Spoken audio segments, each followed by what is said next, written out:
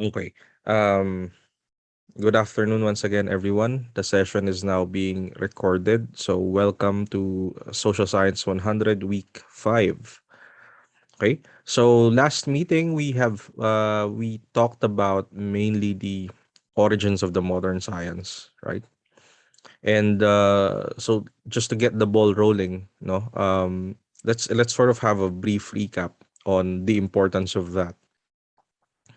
So there will be, or there is rather, a very long history as to why the social sciences, the emergence of the modern social science disciplines, um, is connected to the emergence of the modern science.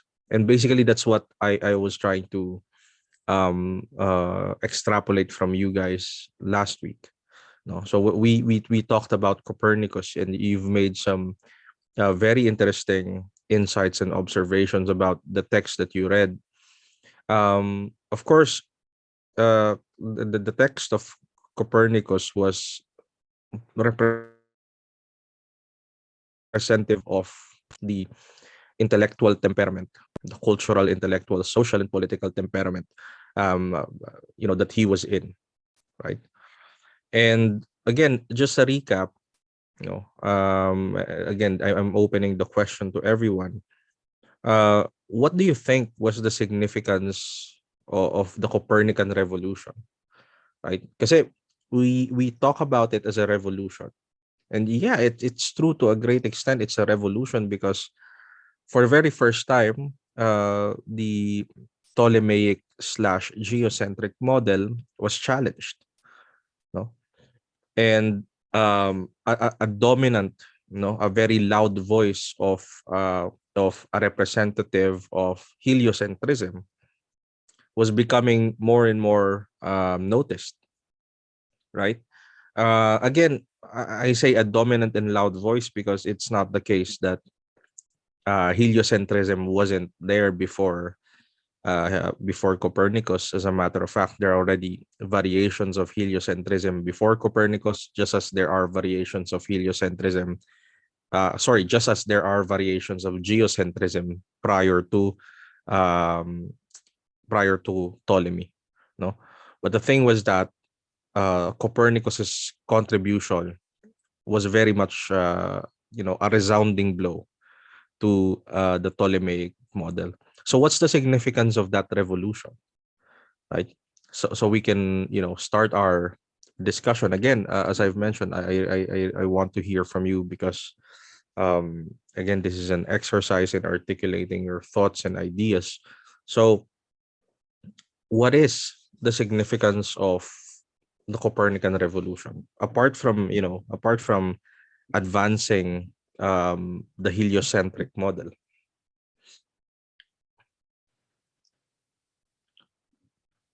Anyone like to yeah, Nika, please. Hello, sir. Naririnig po. Yes. Binasa ko po kasi yung isang reading by Philip Frank. And Mm-hmm. I got that yung Copernican doctrine was not able to provide a well-established knowledge that stands in perpetuity. Pero the Copernican system, as it departed from the then dominant and well-accepted doctrines, we can say that it paved the way towards opening an parang avenue where all can democratically depict the universe system without worrying being constrained by a more revered frameworks. And that's um, what make the Copernican system revolutionary. Parang yun po yung nakuha ko doon. Mm-hmm. That's a very brilliant answer. I like the first thing that you mentioned there. Um, could you kindly repeat that again? Yung first part. Yung Copernican po, hindi siya naka-provide ng well-established knowledge that stands in perpetuity. Yun po ba? Yeah. Mm-mm. So that's a very good way of putting it. No, is that a direct quotation from Philip Frank? Opo, parang ganun po yung sinabi niya. Oh, okay, yeah, because I don't have the PDF with me. So yeah, that's a very good way of putting it, no? Let me see if I can pull it up. But in any case, if I don't, m- did I upload it in Google Classroom or no? Wala po yata, sir. Hinanap ko po. Okay, yeah. So I'll upload a copy of that. Yeah. So that's a very important insight. Kasi the goal of basically when we're talking about how Copernicus was revolutionary, it's not really because he was trying um to put forward another permanent idea, right? To some extent, that's a very temporally distant analysis. And that's, in other words, interpretation coming from a very far age, which is the contemporary age, and the time when Philip Frank also wrote the article, which I think was in the 60s, if I'm not mistaken. Kung so the temporal distance allows us to speculate what made it so revolutionary. So if we look at it from that sort of distance, makikita natin, well, Copernicus wasn't trying to establish another permanent truth, no? Which is very different from the pre-modern science, because the pre-modern science was very answer oriented, no? So much so that they have this idea na, okay, figure everything out, figure things out. This is it, we've figured things out. And to some extent, we could cut them some slack for doing that, because they're also coming from a very turbulent culture, wherein on the one hand, and this is where we'll get to, well, where we'll transition later on to part two. On the one hand, makita natin na prior to a very scientific ancient period, explanations about the world were done in poetry, in stories, in folk tales, no? And there's a very complicated, again, very complicated history about that, right? Uh Incidentally, this is, I don't know if you're fascinated about historical stuff and such, but this is the like the very interesting point, and at the same time the very difficulty of trying to come up with the historical context of the social sciences. Kasi at best I can sort of like provide you some small windows, pero what happens usually when you look through a window is that you see a larger field, a larger environment, a larger area. That's sort of what happens here. Of course, because if we really want to go very deep into it, and I'll give you a glimpse of that later, we find that at the very earliest stage, you know, the word myth, the Greek word myth in the ancient period, no, muthos, did not really mean false stories or made up stories or explanations involving gods. It simply meant word, no, spoken word, right?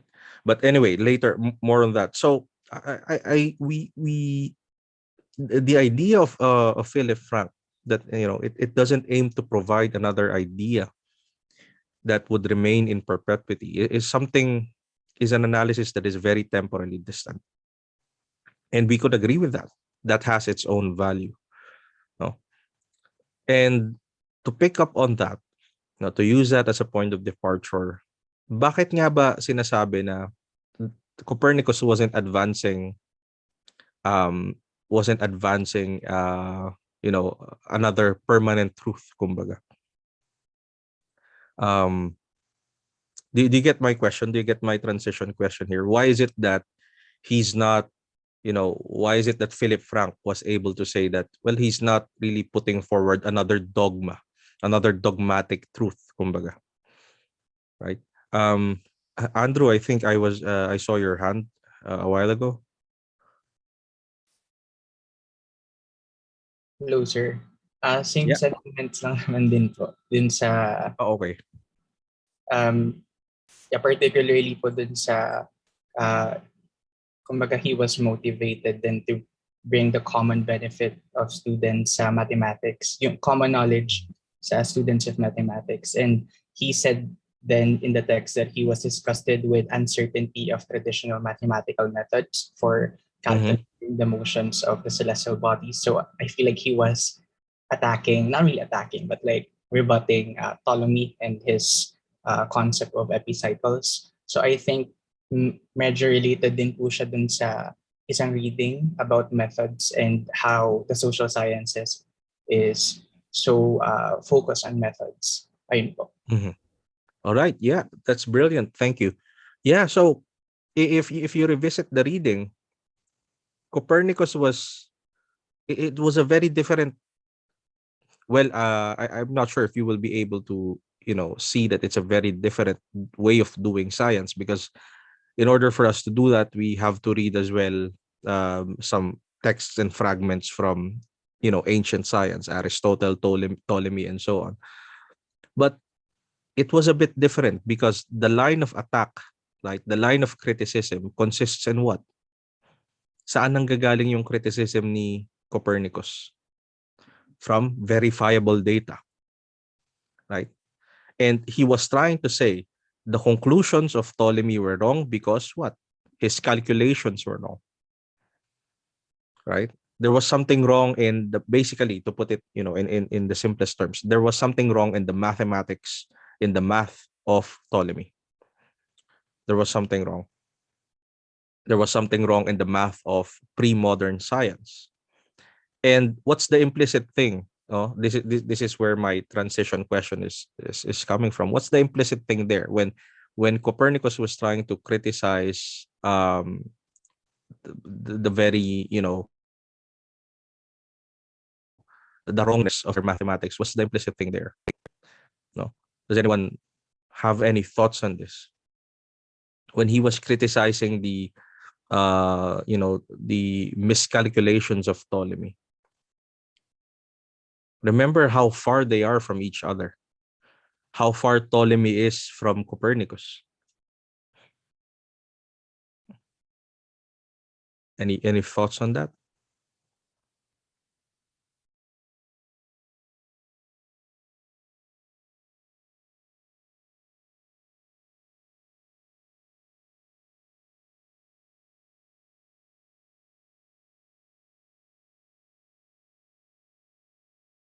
Does my question make sense?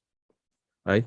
So we're picking up from Andrew's answer here, and Andrew was sharing with us that you know Copernicus was a bit worried, not a bit, but very worried that there are grave miscalculations in the mathematics that support the idea of geocentrism.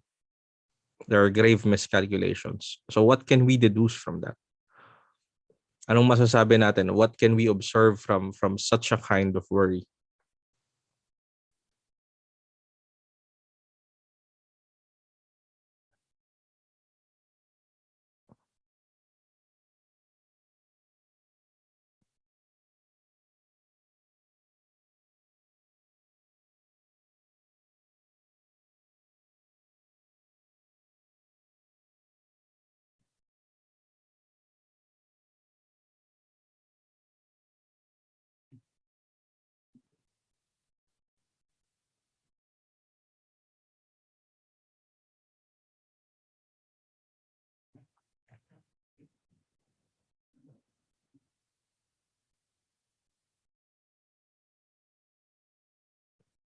Anyone?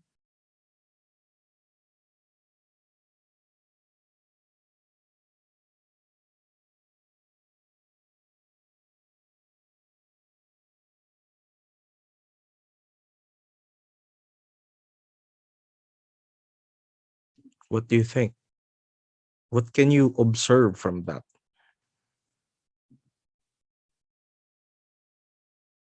Because again, this is a way of like helping you articulate your thoughts. So When you do your midterm essay or even your final essay, you're going to see some claims. And what are you going to, like, how are you going to address that? What is or what are your observations about certain claims? How will you evaluate a certain position? How will you assess a certain position?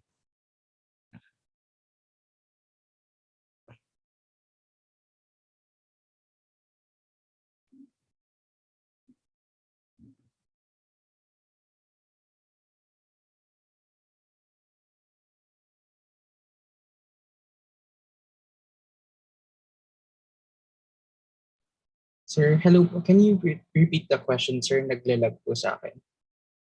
Yeah. So I was picking up on your answer, Andrew, right? And you were sharing the idea a while ago that Copernicus was very worried about the miscalculations of Ptolemy, of the previous mathematics, right? The previous mathematics that support the geocentric model. The question is, what can we imply from that?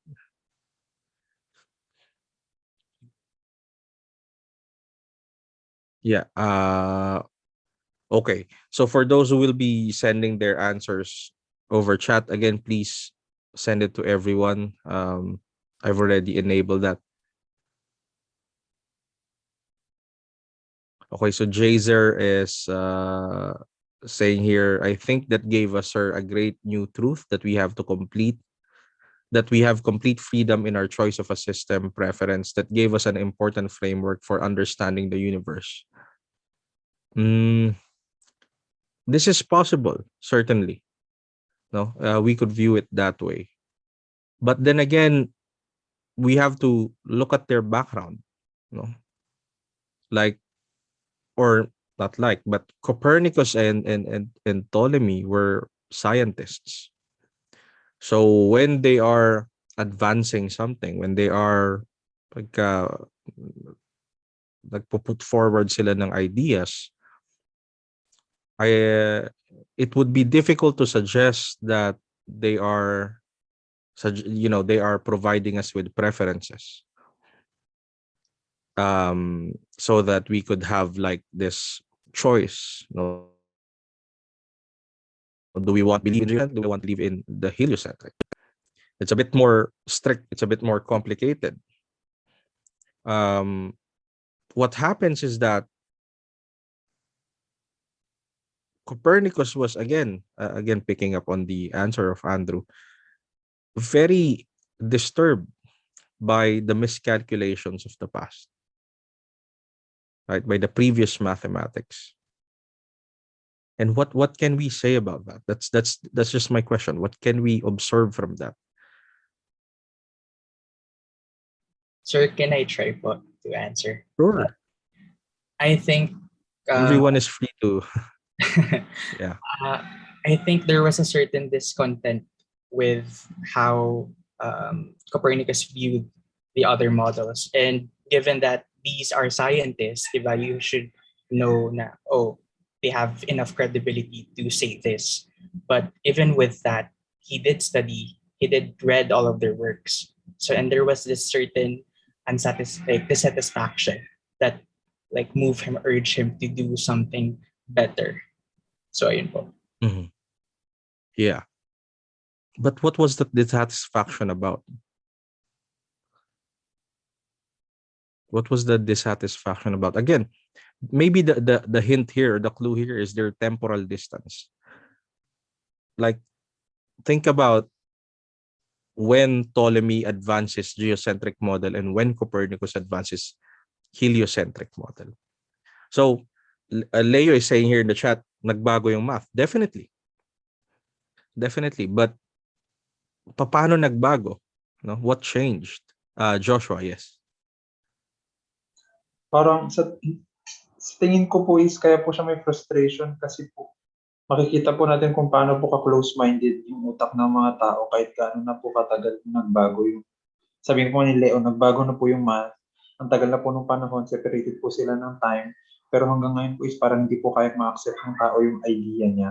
So parang dun po siguro Mhm. yung frustration niya. Yeah, you hit the mark right there. No, that's good. There is a frustration. You captured, partly the essential point there, because Copernicus couldn't reconcile. No, they have this verifiable data at the present. No, siguro sa utak niya, okay, we can probably forgive Ptolemy because he didn't have the scientific advancements we have in the 1500s. Of course, that's true. No, hindi naman natin, to put it in an exaggerated manner, uh Galileo could not, get mad or get angry at Ptolemy for not having a telescope, right? That's not a very rational thing to do. But there was a certain frustration because these scientists know, Copernicus knew, that from the time that Ptolemy advanced his geocentric model all the way to the 1500s, prior to 1542, when he published on the revolution of the celestial bodies, prior to all of that, surely merong advancements in the field of science. Surely there should have been advancements. So do you see where I'm getting at? There is a frustration because they remained close-minded. And that's sort of the distinction that I want you to understand between modern and pre-modern science. And it's the same thing basically with pre-modern knowledge, right? And of course we are coming here from a very medieval background, from a highly uh, from a history highly characterized by the Middle Ages. So last meeting, we emphasized the authority of the church.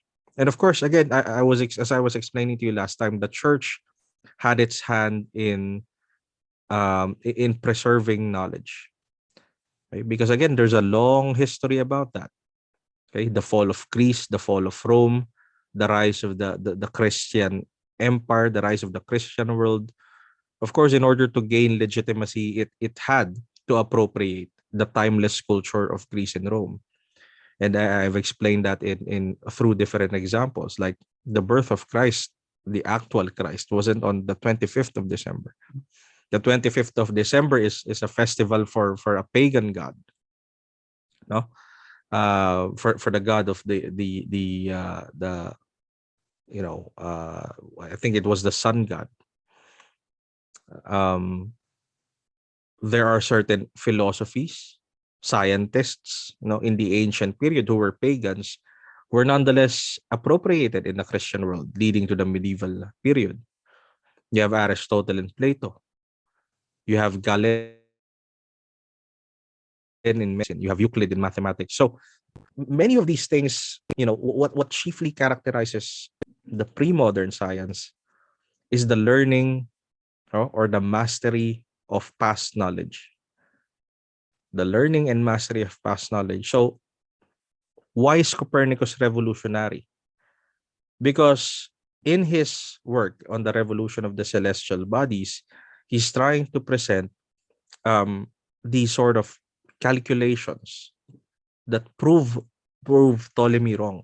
But more importantly, it was also implicitly a criticism as to why such miscalculations over the course of time, why was it not verified? Why was it not double checked? Bakit hinayaan natin na yung teorya ni Copernicus ay hindi ma-challenge? Right? That was the implicit thing that we could say why Copernicus was revolutionary in this regard. No, that's where the frustration lies. Imagine for that period of time, from Ptolemy to Copernicus in the 1500s, nobody dared to significantly challenge the miscalculations of Ptolemy because Ptolemy was accepted as an authority. And we'll deal more about this when we talk about the medieval period and the Renaissance. But so basically, this is just a glimpse, no? But that's the core of the issue.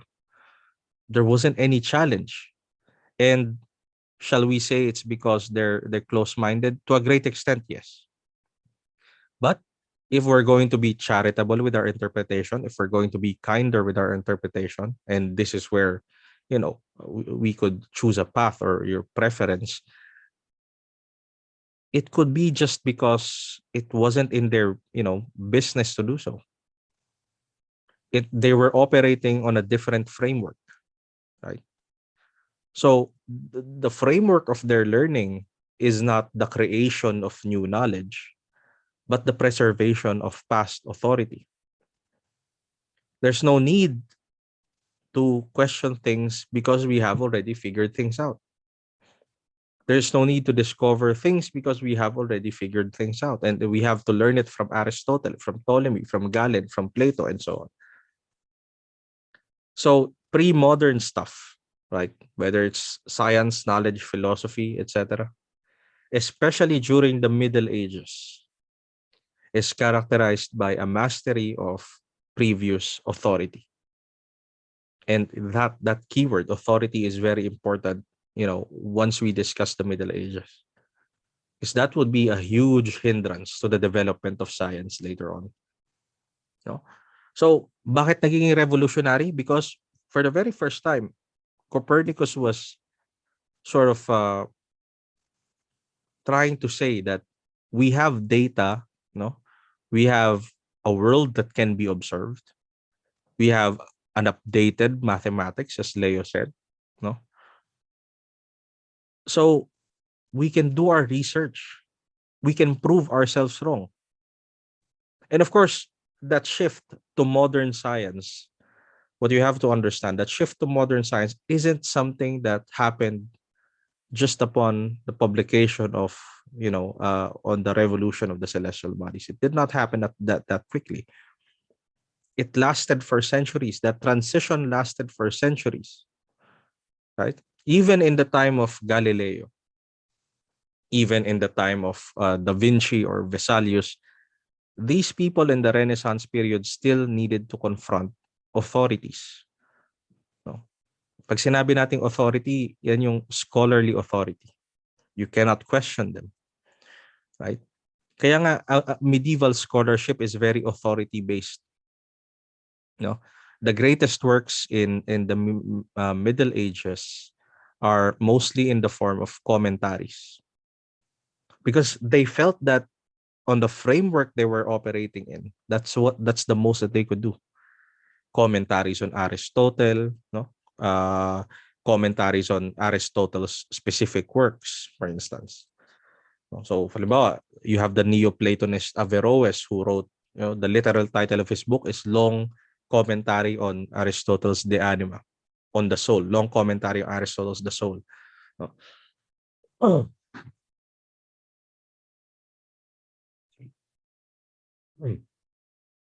So the transition does not happen overnight, but Copernicus did start something very revolutionary. And that's the incorporation of mathematics. Because with mathematics, remember, is a very abstract language. Pero very abstract but very rational. Right? Very accurate language. So Copernicus tried to incorporate that into his physics.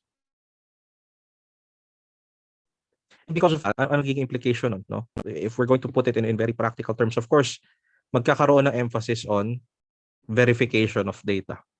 Magkakaroon ng emphasis on experimentation. So you have those two things. In other words, if you take into consideration these things, what you will end up is a more empirical science. Diba? That's how we describe science. It's empirical. Okay, empirical coming from the Greek word empiria, meaning experience. So it's experience based. Now, does that mean that pre-modern science wasn't empirical? Not necessarily, right? Of course, pre-modern science, the likes of the science of Aristotle and so on, when Aristotle was studying biology, studying nature, he walked he walked on the forests. He collected samples of dead animals. He collected samples of plants. He had, scrolls wherein he wrote his observations, or where his scribe wrote his observations. But when we say that modern science is more empirical, it means, it means something significant, because now we have the tools to verify our data. Now we have the tools to verify our our findings. So again, where does that lead us to? No? For the very first time in the history of mankind, magkakaroon ng method. What we are familiar today, of course, you've taken your high school science, and I'm pretty sure you conducted some basic experiments there. No? For the very first time, science will sort of develop a method. Okay? You identify the problem, you formulate a hypothesis, and then you test the hypothesis through experimentation. So the scientific method will, gradually become incorporated because of what Copernicus started. And so you have a science that's very calculative. No? That's no longer reliant on authority, right? But it's also very calculative. But again, to put some nuance into that, it doesn't mean that science has altogether abandoned the idea of authority. No. If we want to look at the history of science from a very philosophical point of view, what happens is that someone figures things out. For a brief moment of time, that person, when accepted, is regarded, when that person's claims is accepted by the scientific community, that person would be regarded as authority. That's what happened to Copernicus until Copernicus's theories were updated by Kepler. Sabi ni Copernicus, the celestial bodies move in circular orbits. Sabi ni Kepler, no, they move in elliptical orbits. Right? Galileo also made important updates to the discoveries of both Kepler and Copernicus because of his telescope. Okay? But later on, there comes Descartes, there comes Newton, and both of them were saying that we can understand the whole universe based on moving particles. So here now you have the law of mechanics, right? So for a big period of time, Newton, like we are operating, our understanding of the world is based on Copernicus, Kepler, Galileo, Newton, Descartes. Right? Based on those, what are they? They are authorities. Until such time that something very radical comes along. And therein comes Albert Einstein's theory of relativity. Therein comes quantum physics, which challenges the Newtonian framework. Even the study of black holes sort of challenges the Newtonian framework. Because again, you have laws of nature, laws of the universe, right? If there are certain laws of nature that would not apply, try nyo sundan yung logical argument na ginagawa ko dito. If there are laws of nature that would not apply to black holes, and black holes are considered part of nature, then that law of nature could not be a law. Does that make sense to you guys? This has something to do with the social sciences. Believe me, no. We're just taking a very detailed, detour, a very long route here. Bakit? Kasi law needs to be universal, right? That law of nature does not work in a black hole. That cannot be a law because black holes are part of nature. And if that law doesn't apply to that particular part of nature, then you cannot call it a law. So that's what made black holes interesting for scientists like Stephen Hawking. So science became very calculative, that's true, no? But it didn't totally abandon the idea of authority. It's just that when we try to accept an authority, it's also because, post Copernicus, after Copernicus, science learned to be more empirical. Science learned to adapt the scientific method. Science became more experiment based. science became more obsessed with verifiable or positive data, no? So when they regard someone as authority, they sure as hell are an authority because they've done the math, sorry, right? They've done the math, and the scientific community agrees with them. It's a very different type of agreement with authority as with the pre-modern science, because the pre-modern science agreed with authority, especially the Middle Ages, because it was the most convenient thing. Because having the Earth at the center of the solar system, or the universe, is representative of how special human beings are as God's creation. As the image and likeness of God, we are rightly placed at the center. It was inconvenient for them to let go of the truth, not because there were some new verifiable data available, but because simply, if we let go of that truth, Earth becomes just another planet, and we lose our, our special position, our special place.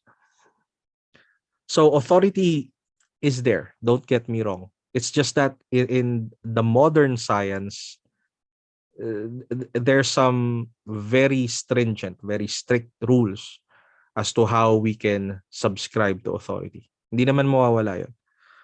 No. We understand Newton because the physics today, agrees with Newton. Okay? It's not because of the church or anything. So, does that make sense? Are you finding that clear enough, more or less? Do you have any questions at this point? Confused? Anyone? Feel free to tell me. I'd be more than happy to explain, so long as it would help you.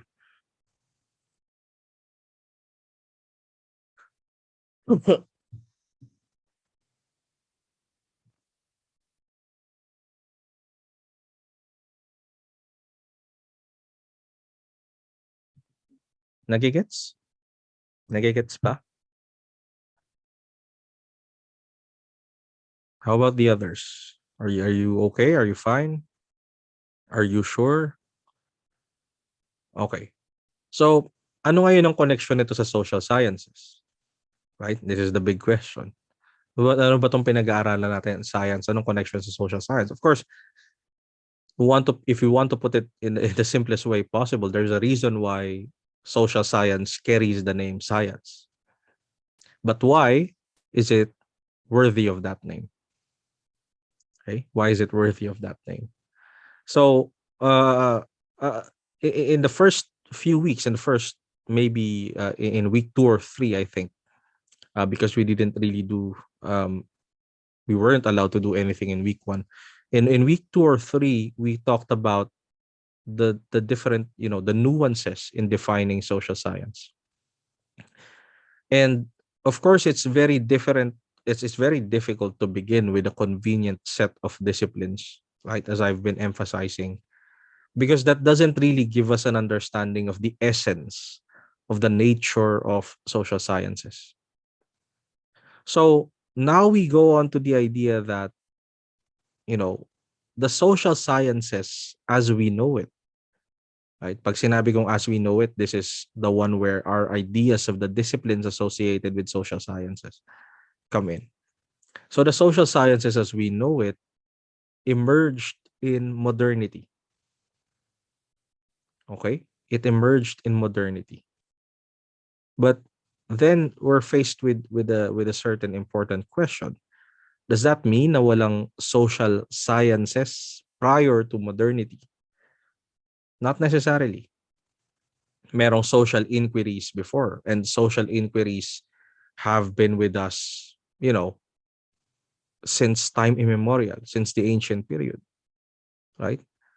Um, did anyone here take up the subject theories of justice, or was it called that? I think it's another soksay subject. Meron ba ditong kumuha ng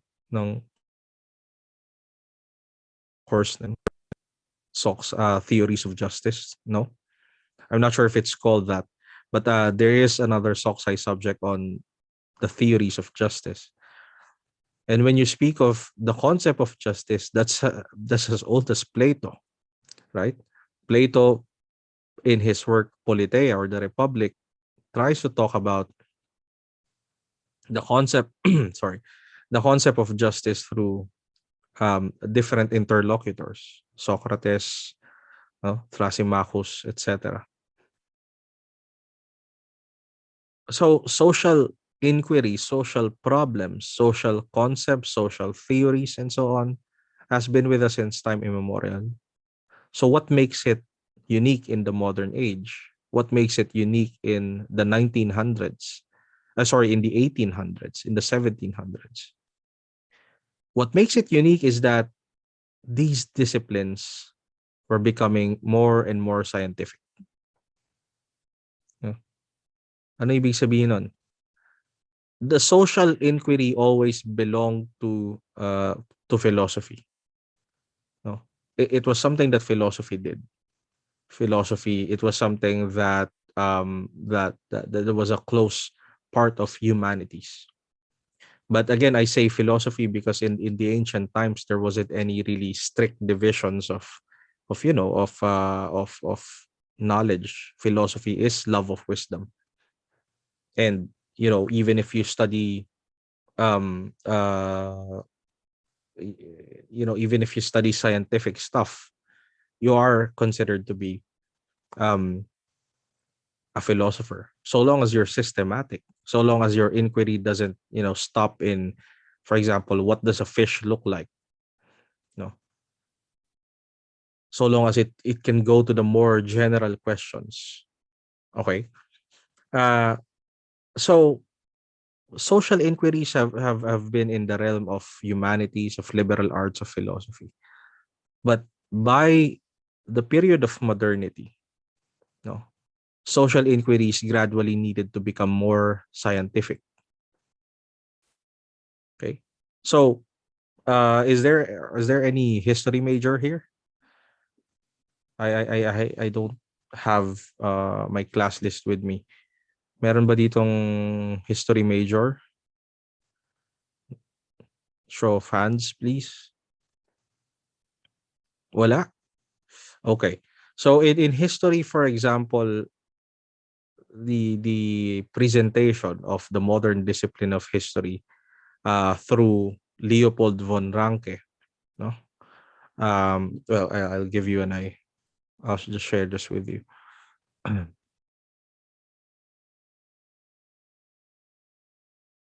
Hold on for a while.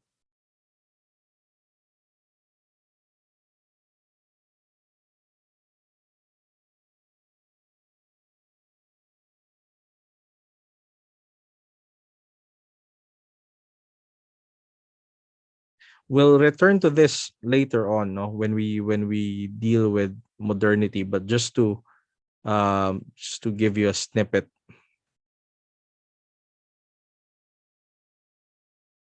So the modern social sciences, this emerged side by side with um the emergence of the modern university.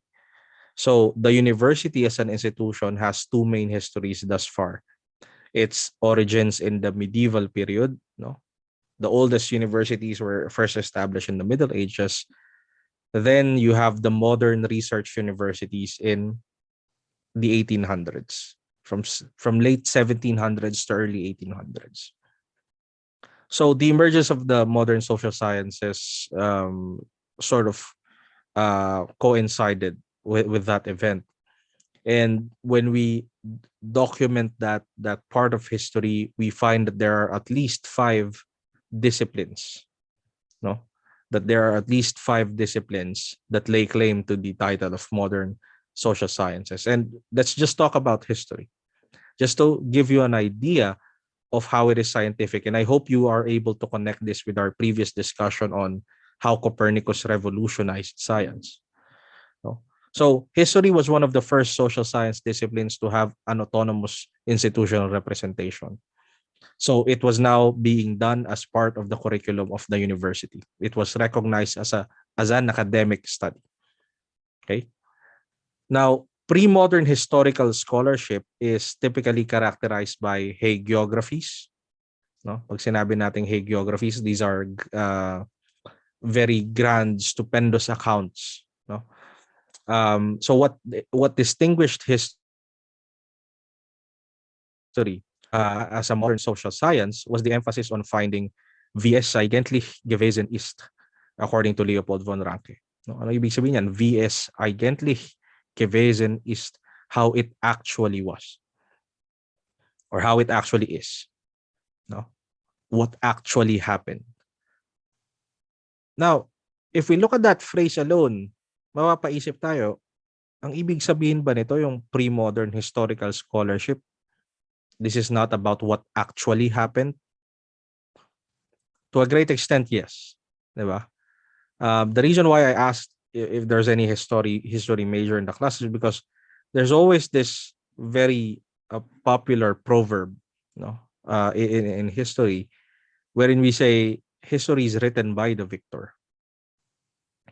No, so history is an account that's meant to appease political powers, right?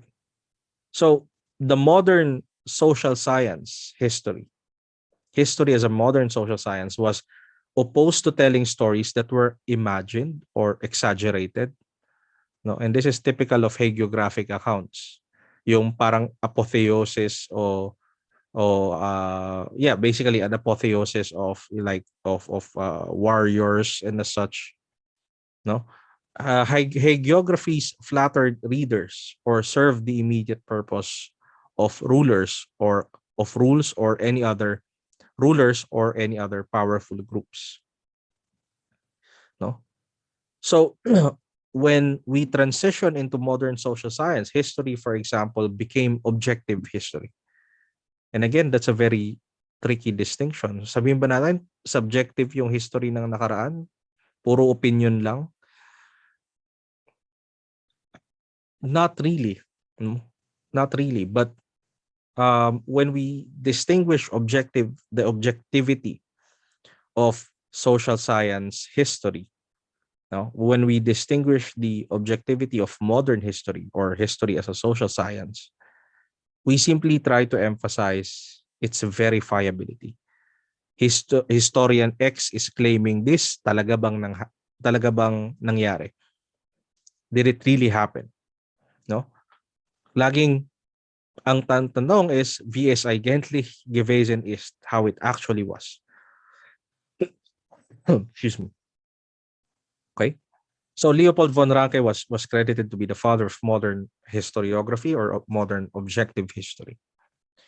And in the past, and he was correct in this, many of the historical novels and accounts are classified or are rightfully classified as romantic fiction, if only because it portrayed historical figures that actually never existed, in the sense that, you know, they were very grand, they were very, you know, it was grand personalities, right?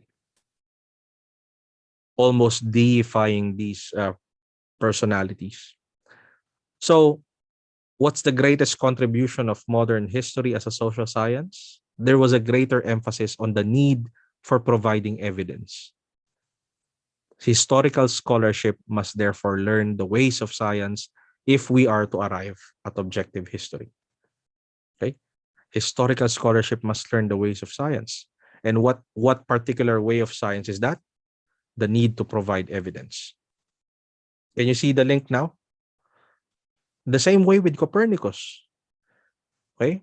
Copernicus was trying to tell us basically, you know, without his very respectful language to the Pope, for 1800 years, you all believed and thought that the earth was at the center of the universe. What's the evidence? Here is now my evidence. Here is my calculation. Here is my computation. Here is my mathematics. And people are still telling me that the earth is at the center. That's wrong. That's very wrong.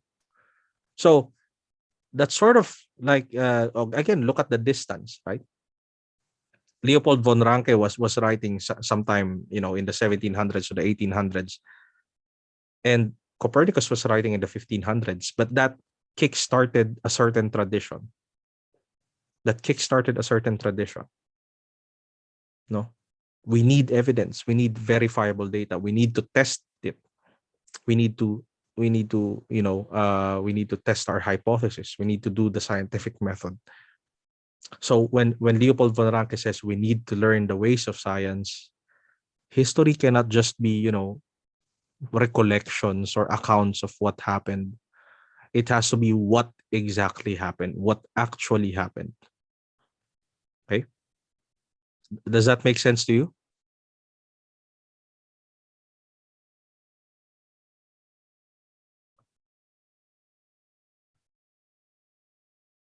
Clear? How about the others? Again, please feel free to tell me if you're having a hard time following so I can explain it a bit more. Okay? So you have history, you have other disciplines, you have economics, you have political science. No, political science was very much a product of the law faculties, right? Because in the ancient and modern university, you have four faculties. You have the faculty of philosophy, and the faculty of philosophy is very broad. It includes, science disciplines as we know it today. You have the faculty of law, you have the faculty of medicine, and the highest, you have the faculty of theology. Pero law was becoming more and more focused on law. But there were students of law, there were professors or masters of law who wanted to keep the theoretical aspect. So they broke away. They wanted to do political science, statecraft, right? So social science gradually adapted, no, the language of science. That's why it carries the name science. But by the same token, it also carries with it the name social, no? And saan ba nanggagaling yung sociality na yun? Of course, as we can establish quite easily, no, social inquiries have been with us since time immemorial. It's just that by the period of modernity, these social inquiries needed to adapt the language of science if they were to be respected as academic fields of study. Okay? And then later down the line, and this is where Redfield comes in, no? Magkakaroon ng problema. Because are we now are we now submitting ourselves to the authority of method? Can we really say na pag hindi tayo nag-interview, pag hindi tayo nag-collect ng data, can we really say that we're not doing social science anymore? No? So, what are your insights on the text by Robert Redfield here? What are some of the things that you found interesting here that we can use as a point of departure for our discussion? Anyone?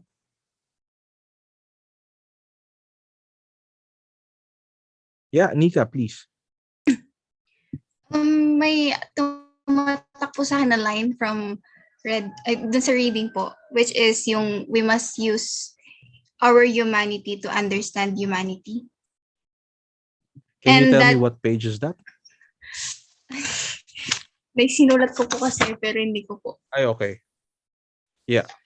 So yun po So yung yeah, please sinabi. continue. Mhm. So parang ang nakuha po dun pa, yung humanity natin, di ba, it's definitely a natural attribute. And this, yung pag pino-foreground yung human insights and qualities in investigating man at saka yung society, it is Hello, Nika? to what they Nika? find Is it just me or the art is it just me of or I'm social losing science? Nika? Parang nag-unstable connection po ako, sir. Oh yeah. So okay.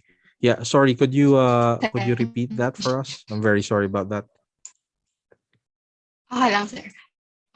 So yun po, parang yung sa we use our humanity to understand our humanity. So I find it lang na yung art dimension ng social science is from us. And that also indicates na social science is not wholly yun po. Social science is not. Wholly scientific.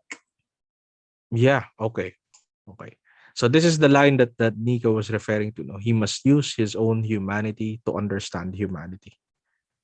No, and that's a very interesting, but at the same time a very loaded statement. No, he must use his humanity. Sorry, let me share that again. To understand humanity. And the reason why Robert Redfield was writing this is because there is a time in the history of social sciences. So again, I've already explained that social sciences emerged in modernity, and it adapted the language of science. But then there also came a time wherein other forms of social inquiry, iba't ibang social inquiry that did not use the language of science, they were being shunned away. They were not taken seriously, right? And what does that, what does that tell us, right? That tells us that there existed a conflict between methods, no? A conflict between a scientific driven social science and a humanities driven social science. Okay? In the 1900s in Germany, they call this the Methodenstreit. No, let me put that in the chat. Um, or Methodenstreit means conflict of methods. Okay, Methodenstreit. So nagkakaroon ng conflict. How do we conduct social science? No? How do we conduct social science? Now, if I ask you something, if I ask you this particular question, alam nating lahat that the Philippines is, constantly being or regularly being ravaged by typhoons every year. Now, if I ask you, what's something that you can observe from the Filipino spirit despite all of those challenges? What's something that you can distinctly observe from the Filipinos despite, every year, Joshua is correct to point out here, resilience, right? And that's a very problematic sociological concept in itself. Okay? But if I'm going to ask you, if I'm going to ask Joshua here, no, Joshua, before you mentioned that, did you conduct surveys? What was your population size? Huh? Did you make sure that all your variables were in order before you were able to say that, and so on and so on? Do you get what I'm trying to get at here? No. Yes. Yeah, Joshua. Hindi sir, parang ang sagot dun sa tanong mo is hindi. Kasi ako mismo parang nakakaranas ng ganun. So I do not Yeah. need to actually conduct experiment kasi I am Mhm. in and of itself part of the experiment. Yeah, apart from being part of it, you can also see it. That doesn't need the rigorous language of numbers, kumbaga. You can also see it. No? Um it this is also where halimbawa sociology, right? Sociology in the Philippines is a bit different because it's very quantitatively driven. So maybe in very simplistic terms, we can talk about that, quantitative and qualitative. Pero sociology in other countries, for example, here in Ireland, sociology is very theoretical, no? And ano bang ibig sabihin nito? Does that mean that kasi the short story about Methodenstreit is that social sciences that are quantitatively driven, that are scientifically driven, think that they are superior to theoretical humanities-driven social sciences. Kasi halimbawa yung claim ni Joshua na okay yung concept ng resilience, no? And of course I can spend an hour or even more in just talking about how problematic this is insofar as our analysis of society is. But anyway, I'll reserve that. If we gather from Joshua that he did not, conduct surveys, but he was able to deduce that very general point of view, Soxai, quantitatively driven social scientists would frown upon that. How were you able to arrive at that? Huh? So eventually, quantitative social science became very much obsessed with numbers. So much so that everything else that isn't numbered, that isn't measured, no, is frowned upon. But the thing, if we were going to, interpret Robert Redfield here, it's not an apology, it's not a romanticization of a philosophical way of doing social sciences. Again, if we're going to be very charitable here, we could simply suggest that hindi naman lahat ng importanteng bagay measurable. No? Not everything that counts is important, and not everything that is important is measurable. Right? We can observe that general culture of resilience. No? We can observe political propaganda. We can observe that there is a thorough spread of misinformation, even if we don't do it by the numbers, even if we don't conduct these strict methods of science. Okay, so that's one thing that I would like to focus on in addressing Nika's insights here. Any other insights that you think? So when we talk about social science, then, as much as we have to talk about the scientifically driven social science, basically the end point of this paper is that there is also an aspect of social sciences that is very much like an art. No, it has something to do with technique. It has something to do with skill.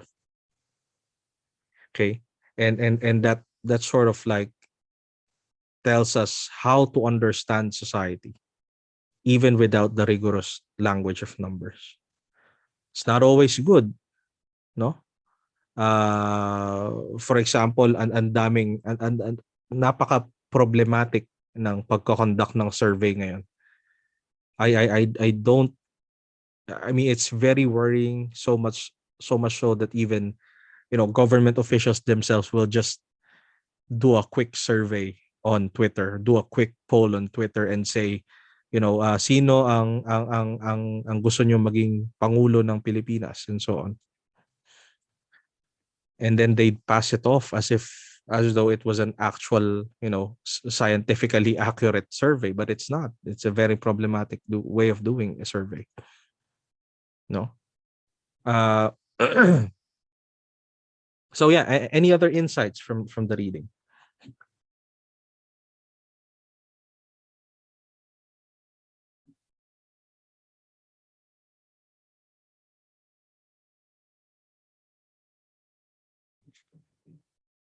Any other points that you think we can discuss?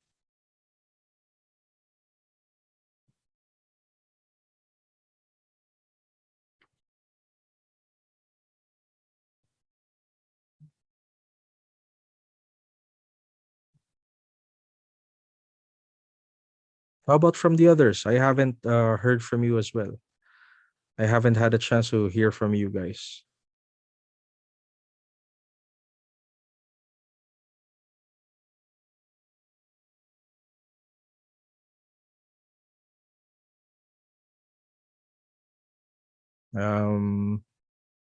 Janina, any thoughts on the reading? No, sir. Isa po sa mga natandaan ko, yung kaya po nung sinabi nyo, Uh, in social science, sometimes there is no scientific method because we uh, there is a statement here that said that he discovered it by watching people or through observation. Then uniformity is also important in social science. Mm-hmm. Yeah, that's a good observation. So we can see it. We can see it in the people. We can see it in our own community, and we can rightfully think of it as representative of a certain issue that we're talking about. No? One of the reasons why a scientifically driven social science has to be very strict is because it tells us what is. It describes reality to us. No? But again, it's also a very limited way of describing reality. No? While on the other hand, a philosophical social science or a humanities driven social sciences is also concerned about ethics. It's also concerned about what ought to be. Right? And you can find that in page 189. It tells us what is, no? As a scientific driven social sciences tells us what is, but not what is ought to be. It is a description of reality. Okay. So in the context of what we are discussing, right? In the context of what we are talking about, no? In the history of social sciences, there comes a point that, you know, it also goes back to its philosophical roots, to its uh to its ancient roots, kumbaga. Okay. Alisa Joy is saying here in the chat, yeah, not all of what is called social science is concerned with human nature, and this is also true, right? Not every participant in the field of social science is concerned with human nature. But then again, the clamor of humanities driven social scientists is that para saan pa yung pagiging social if it's not concerned with human nature? So I suppose that's what Alisa Joy is trying to tell us here. Okay. We have to take advantage, sorry, we have to capitalize on the social aspect of social science as well. All right.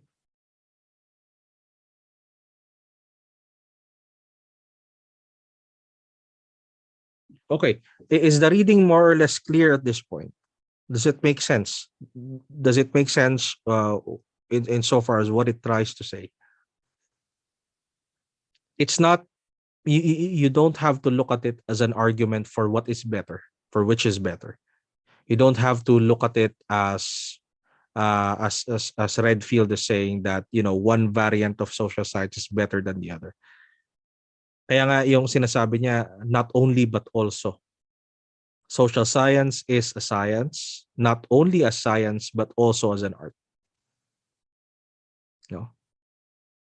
Social plus science. Okay? Is the reading more or less clear?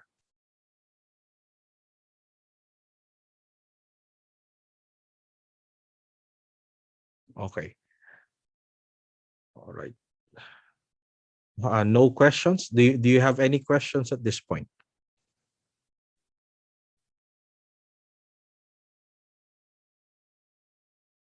Sure, no questions? Okay. So now that we've established that social science, you know, it was social science emerged in modernity as social inquiries that adapted the language of science, then it also leads to the question, was there no social science before modern social science? The answer is there is, but it's not yet in the language of modern social science. Does that make sense? There was, or there are, social inquiries before or prior to the social sciences. Okay, prior to the modern social sciences, there are definitely social inquiries before that, but they did not use the language of the sciences. They did not use the language of the modern sciences. So if you want to understand the modern social sciences, you have to understand it as social inquiries using the language of modern sciences. What language is that? The language that Copernicus kickstarted. Okay. So what are the forms of social inquiries in the ancient period? Of course, we know there is a discipline such as history in the ancient period. We know that there is a discipline such as, actually, to call it discipline is misleading. There is a field called philosophy in the ancient period. So if Alisa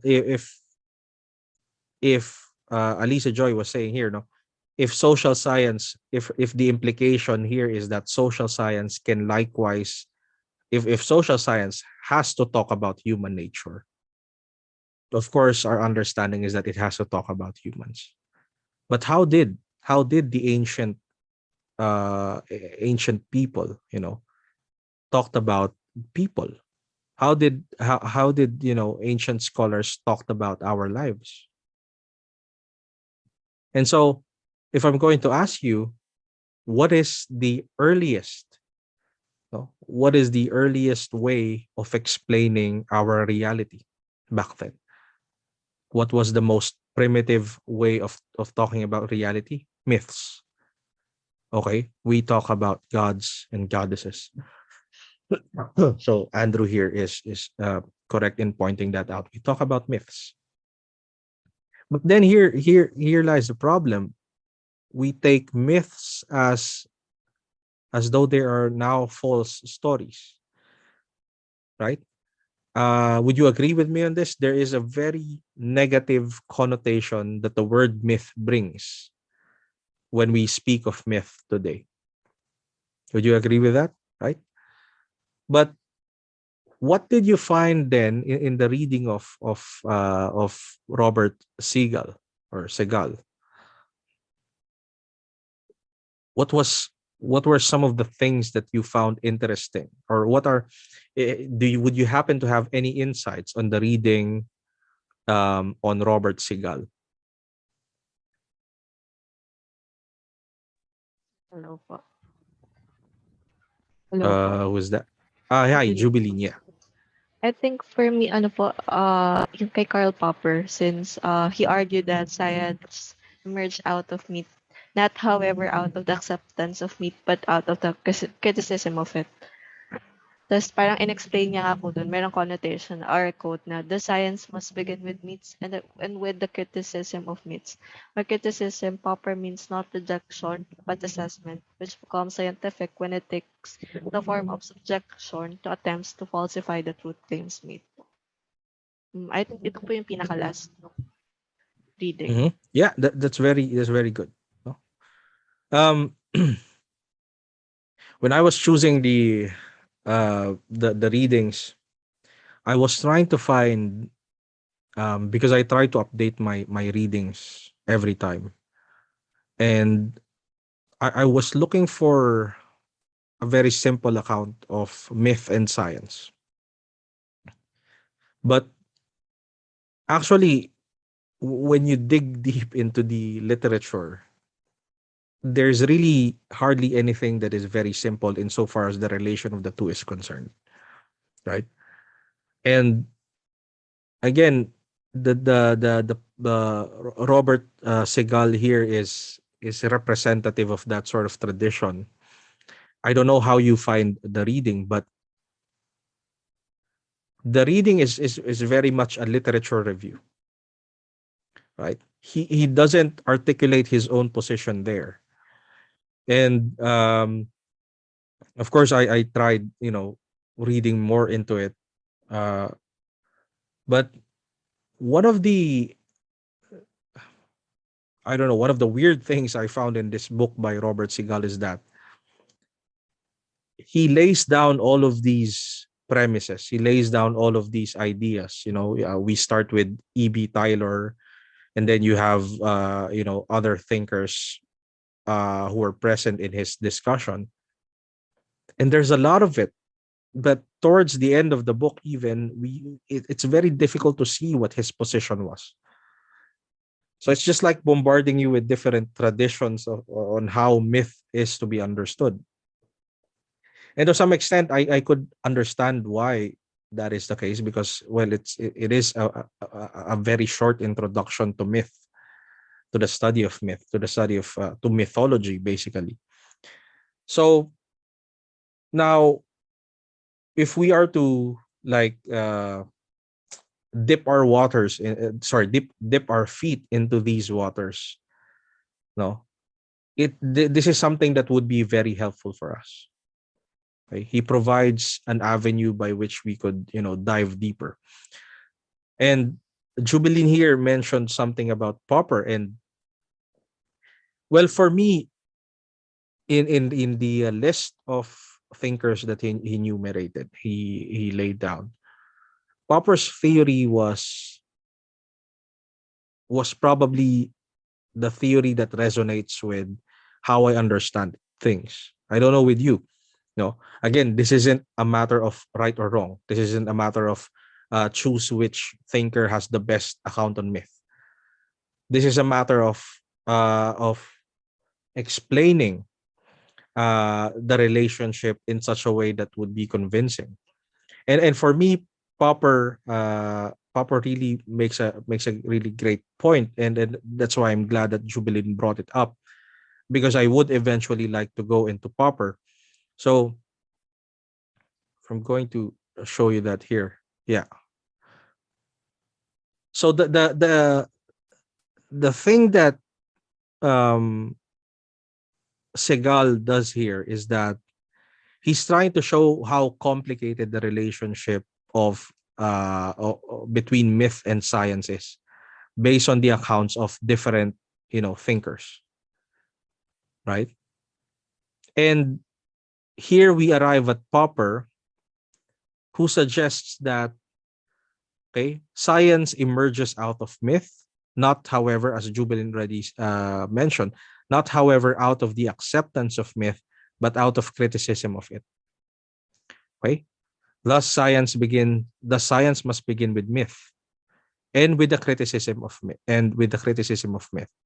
By criticism, Popper means not rejection but assessment, which becomes scientific when it takes the form of subjection to attempts to falsify the truth claims made. So, if you remember, I did talk about Popper, I think, briefly last time. And I mentioned that for Popper, what makes a theory scientific is when it can be proven wrong, when it's falsifiable. And how can it be proven wrong? It means that you can subject it to testing, you can subject it to verification, you can subject it to data. But the problem is that, as with pre-modern science, pre-modern science relied on authority. Medieval science relied on authority. Ptolemaic science became authority. The same thing with myth, right? The same thing with myth, because in myth, these are, these became stories. But again, as I was trying to mention, there is a very complicated history about that. Okay, there's a very complicated history about that. But suffice it to say for now that myth, are stories. But then again, because they are stories about gods and goddesses, these were done against the backdrop of authority, and as such, it cannot be falsified. So there is a transition, therefore, from science, from myth to science, from myth to natural philosophy. Actually, is a more accurate way of putting it. Okay, so yeah, Popper has a very good claim here. Okay, the difference, he says here, Robert Segal, the difference between scientific and religious myth for Popper is not in their content, but in the attitude towards them. We take myths authoritatively. Okay, where religious myths are accepted dogmatically, scientific myths are questioned. So here, meron din siyang tinatawag na scientific myth, and this is very interesting. How can you reconcile the two, science and myth?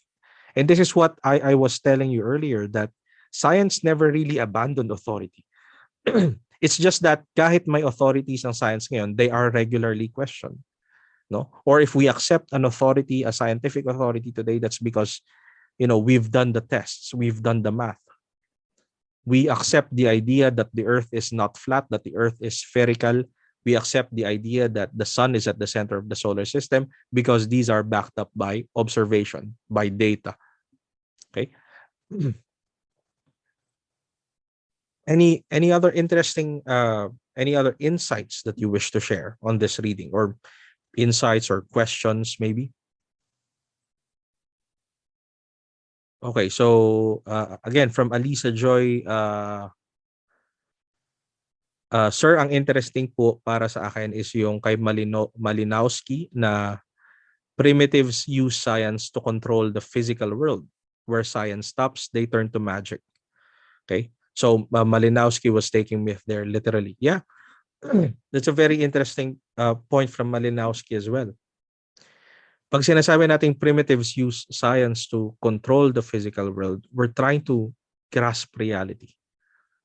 We're trying to subsume reality. No, not subsume. That's a very technical term. We're trying to put reality under our control. No. Yeah, Irish, please. For me po, I think some perceive myth like it's the primitive version of sciences, as not everyone cannot explain yet before phenomena po, parang ganun. But the thing is, I think science can be associated with myth, as we can get knowledge from this myth and to explain the phenomena, or to answer today's inquiries about the world. So it's like looking back to before's belief po to understand today's phenomena. Sorry, looking back to Before's belief po. Beliefs. beliefs. Okay, yeah. Yes. Thank you for that, Irish. Yeah, yes, Jazer. Something that struck me lang po is how Segal early myth to science, that just as mythology po, science attempts to create a coherent underlying worldview po, which is clearly not possible at almost any state of knowledge, na parang science hold on to its belief traditions, quote unquote, is emotionally involved with them and holds it for assumptions as authoritative and true po. Yeah. Okay, thank you for that. Just to clarify, what was your what was your observation again? I wasn't able to catch that. I think my audio was dropping a bit. Just like yung mythology po, yung science din po, nag-a-attempt siya to create a coherent underlying Yeah. worldview po na Yeah. yun po, sir. Yeah, that is correct. No, both very brilliant contributions from Irish and Jazer. Science does want to provide us a worldview, an explanation. No, and a very simplistic way of looking at the relationship between myth and science is that science emerged out of myth because of some discontent. No, sasabihin natin myth, it was not natural enough. But then again, has anyone seen here the video that I posted? A very short like summary of Hesiod's theogony. What have you noticed anything there? And of course, I know I'm 1 minute before the time ends, but so I'd like to end the class in this note, and I hope you'll reflect on this, because I'd like to continue next meeting on myths and science, because we need to have a very important discussion here. So week 6 will still be myth and science. No, don't worry about the calendar too much, the outline too much. It's good that we're having overlaps because we're having more important discussions, and at the end of the day, that's the most important thing. The one thing that I'd like you to reflect on is that if you look at the theogony of Hesiod, and we're going to say he's not myths are not natural enough, are not nature oriented enough. But look at the names of the gods. You have chaos, you have Gaia, you have Earth, right? And these are things that we use to name natural phenomena, right? So that's something that makes us think, what is really the relationship between myth and science? Because as much as Popper is convincing for me, I'd like to know what the rest of you think. I'd like to know, how we find, how we find this very complicated relationship. And again, we'll continue that next meeting. So if you have any questions, please reserve them for next meeting, or feel free to email me, and I'll try my best to respond. So thank you very much for your participation today, and see you all next meeting in week 6, where we continue to talk about myths, but also start reading the supposed reading for week 6. Okay, so I'll end the recording for now. All right, thank you so much, everyone, and you're dismissed.